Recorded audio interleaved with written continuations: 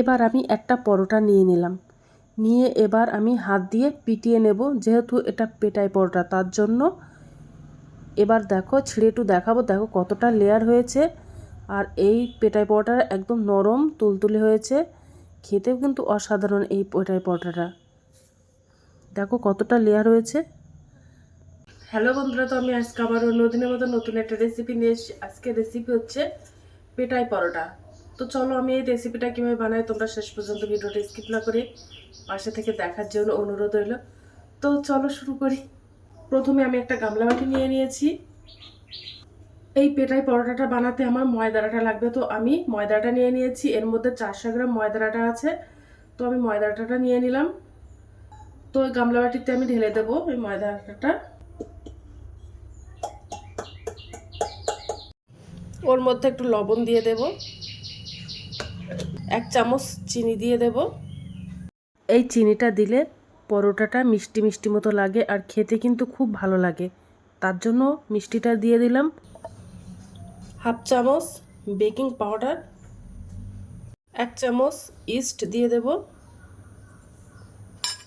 এবার এগুলো ভালো করে মিশিয়ে নেব।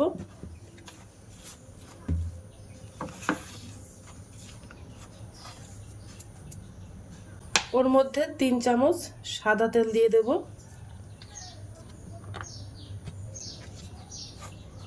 দিয়ে ভালো করে মিশিয়ে নেব।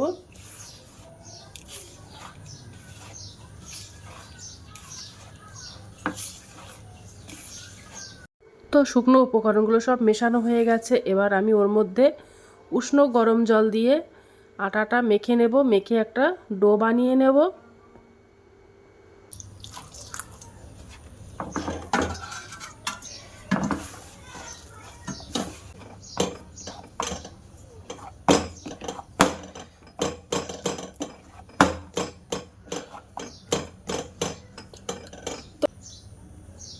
একেবারে নাও শক্ত নাও নরম একটা ডো বানিয়ে নিয়েছি।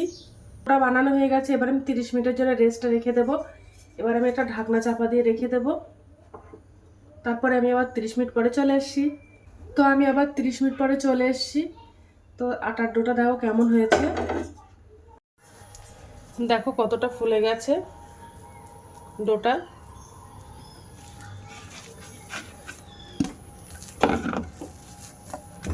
এবার আমি একটু ডোটা মেখে নেব।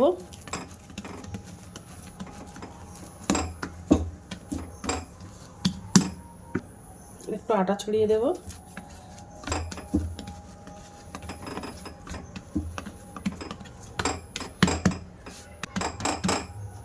এবার এই ডোটা আমি 4টে ভাগে ভাগ করে নেব।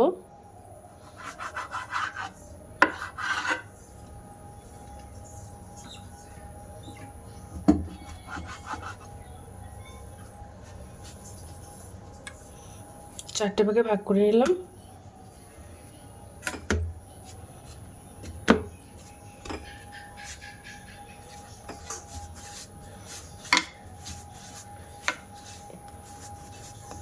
এবার আমি ডোটা দিয়ে একটা রুটি বেলে নেব।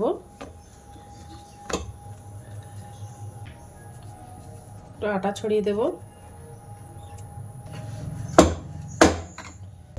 একটা বড় পাতলা করে একটা রুটি বেলে নেব।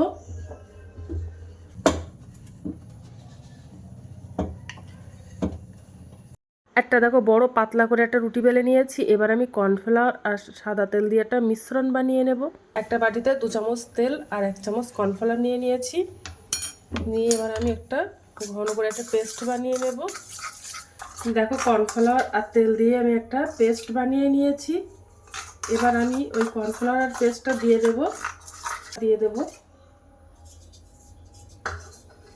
হাত দিয়ে সব দিকে লাগিয়ে দেব। ব্রাশে খুব ভালো হচ্ছে না, তার জন্য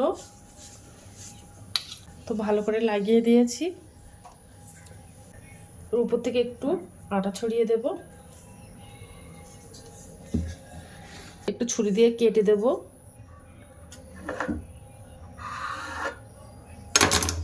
এবার আমি এভাবে গোল করে নেব।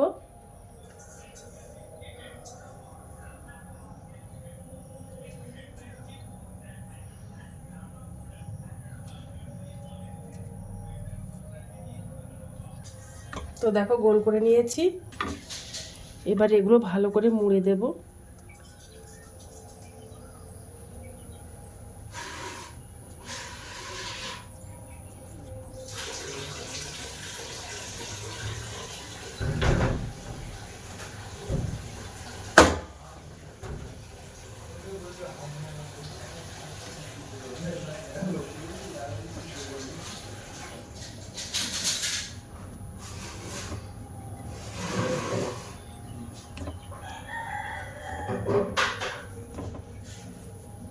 একটু তেল মাখিয়ে রেখে দেব।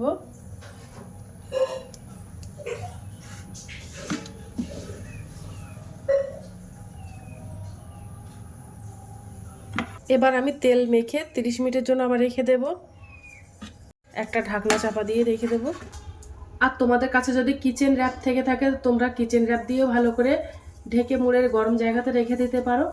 তো 30 মিনিট পরে আমি আবার চলে এসেছি। তো দেখো কতটা নরম হয়ে গেছে। এবার আমি পরোটাগুলো বেলে নেব।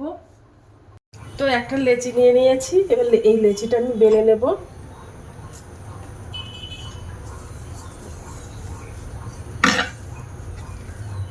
খুব একেবারে পাতলা করব না। তো দেখো গোল করে বেলে নিয়েছি। আর এইভাবে বাদ বাকি পরোটাগুলো আমি সব বেলে নেব। পরোটাগুলো সেঁকে নেব। প্রথমে আমি একটু উনানে ফ্রাইং প্যান দিয়ে দিলাম।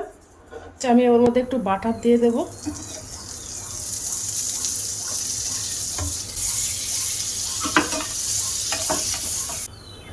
যে পরোটাটা বানিয়েছিলাম ওই পরোটাটা দিয়ে দেব।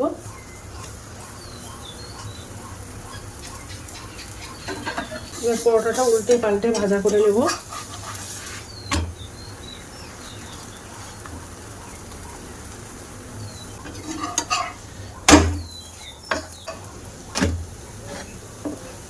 দেখো পরোটাগুলো সব বানানো হয়ে গেছে, কত সুন্দর হয়েছে, কতটা সুন্দর হয়েছে, কতটা লেয়ার হয়েছে দেখো। তো আজকের দিনের মতো ভিডিওটা এখানে শেষ করছি। আগামী দিন আবার একটা নতুন ভিডিও চলে আসবো। তো টাটা বাই বাই, সবাই ভালো থাকবে, সুস্থ থাকবে।